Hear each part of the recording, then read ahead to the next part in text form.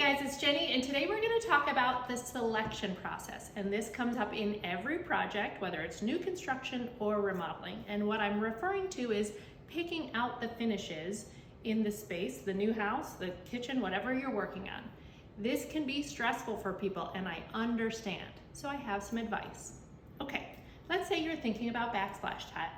You don't know what to do, so you're looking at backsplash tile.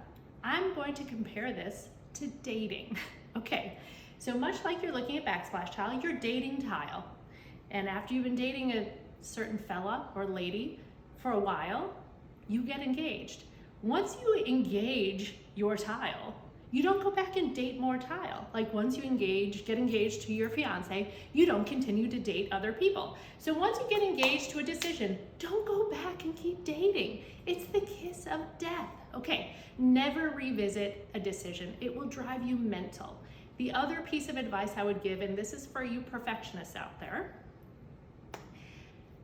might there be a more absolutely perfect tile on the planet?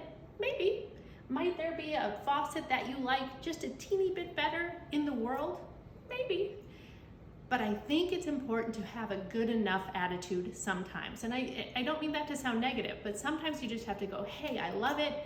It's available. It's in my price point. I am not going to go to Zimbabwe to go look at tile. I'm going to decide right now. So don't date once you've gotten engaged to your decision. And sometimes good enough is great. And you can continue moving forward. Don't get stuck. That's also a kiss of death.